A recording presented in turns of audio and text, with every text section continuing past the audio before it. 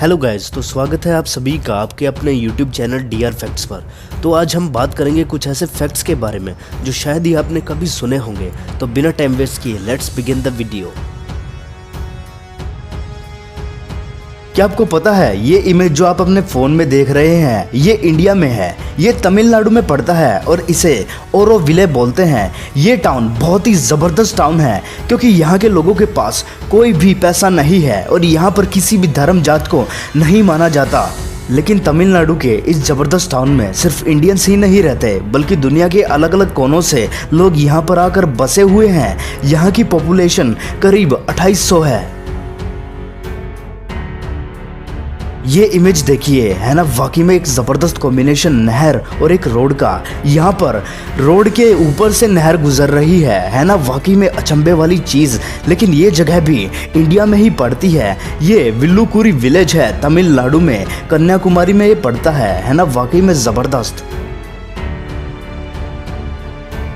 ये lake India में पड़ती है और ऐसी लेक पूरी दुनिया में और कहीं भी नहीं है क्योंकि इस लेक को फ्लोटिंग लेक कहा जाता है। फ्लोटिंग लेक इसे इसलिए कहा जाता है क्योंकि इसके ऊपर फुमडीज फ्लोट करती हैं। फुमडीज इसे वहाँ के लोकल लोग बोलते हैं, जिसके ऊपर वहाँ के लोग हट्स बना देते हैं। एक्चुअली ये एक छोटे छोटे आइलैंड्स होते हैं। लेक के ऊपर आइलैंड्स होना एक वाकई में ज़बरदस्त बात है और उनके ऊपर ये लोग ऐसे हट बना देते हैं जिसके बाद वो उन्हें फिशिंग के लिए यूज़ करते हैं, है ना, वाकई में ज़बरदस्त कॉम्बिनेशन। ये भी इंडिया में ही है और ये मणिपुर में पड़ता है।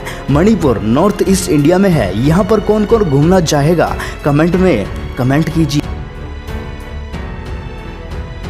ये जो इमेज आप देख रहे हैं ये लिबिया नॉर्थ अफ्रीका में है और ये ओएसिस काफ़ी यूनिक ओएसिस है क्योंकि ये सहारा डेजर्ट के बीच में है जो कि दुनिया का सबसे बड़ा रेगिस्तान है। इसके बीच में एक छोटी सी लेक है। ये वाकई में एक ज़बरदस्त कॉम्बिनेशन है रेगिस्तान में लेक का, इसलिए इसको बहुत ही यूनिक माना जाता है। लेकिन लिबिया में अभी जाना इम्पॉसिबल है क्योंकि ये देश अभी आतंकवाद से ग्रस्त है। यहाँ पर जाना अभी बैन है। और जब सहारा डेजर्ट की बात आ ही गई है तो मैं आपको एक बात बता दूं, इतना गर्म रेगिस्तान होने के बावजूद 1979 में इस रेगिस्तान में बर्फ़ गिरी थी। जी यहाँ पर स्नोफॉल हुई थी।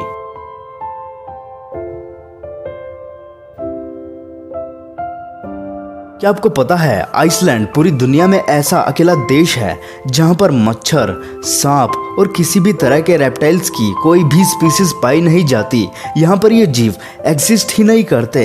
ये देश बिल्कुल साफ सुथरा देश है और यहाँ पर दुनिया की सबसे कम स्पीसीज पाई जाती है मकड़ियों की, और ये मकड़ियाँ बहुत ही कम हार्मफुल होती हैं और ये किसी भी तरह का नुकसान नहीं पहुँचा सकती इंसान को। मे भी आपको पता हो आइसलैंड दुनिया का सबसे शांत देश है, यानी कि ये वर्ल्ड नंबर 1 पीसफुल कंट्री है क्योंकि इस देश की कोई भी आर्मी नहीं है और यहाँ पर पुलिस वालों के पास बंदूकें भी नहीं होती।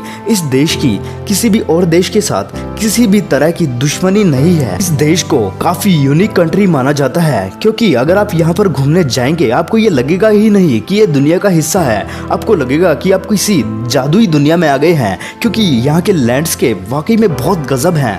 आपको यहाँ पर घूमने ज़रूर जाना चाहिए क्योंकि यहाँ की करेंसी वैल्यू भी इंडिया के मुकाबले कम है। अगर आपने मेरी पिछली वीडियो नहीं देखी है आइसलैंड के ऊपर तो अभी मैं लिंक डाल दूंगा और आप आई बटन पे क्लिक करके उस वीडियो को चेक कर सकते हैं। क्या आपको पता है इंडिया को दुनिया का सबसे ज़बरदस्त देश माना जाता है क्योंकि यहाँ का कल्चर बहुत ही रिच है और यहाँ के लोगों में बहुत ज़्यादा संस्कार है। लेकिन इससे थोड़ा सा हटकर मैं अगर आपको बताऊं तो इंडिया में हर 7 किलोमीटर के अंदर आपको एक मंदिर मिल ही जाएगा, यानी कि आप हिंदुस्तान के किसी भी कोने में ही क्यों ना खड़े हो लेकिन एवरेजली आपको 7 किलोमीटर के अंदर एक टेम्पल मिल ही जाएगा, है ना, बहुत ही ज़बरदस्त बात। लेकिन यहाँ पर एक कमी है, अगर आप किसी भी कोने पर खड़े हैं तो आपको मिनिमम 50 किलोमीटर ट्रैवल करना पड़ेगा एक हॉस्पिटल के लिए। ये एक एवरेज है, ये हर जगह के ऊपर नहीं है, ये पूरी इंडिया के एवरेज के हिसाब से मैंने आपको बताया है।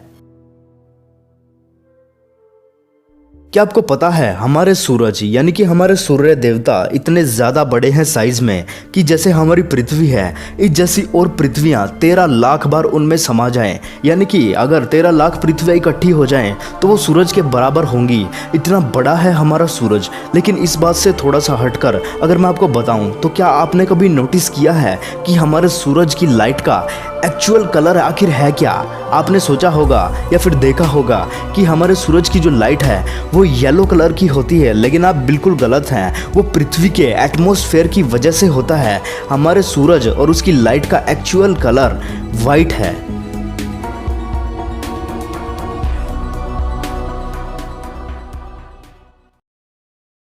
ये फैक्ट थोड़ा सा फनी फैक्ट है जिसे सुनकर आपको मजा आ जाएगा।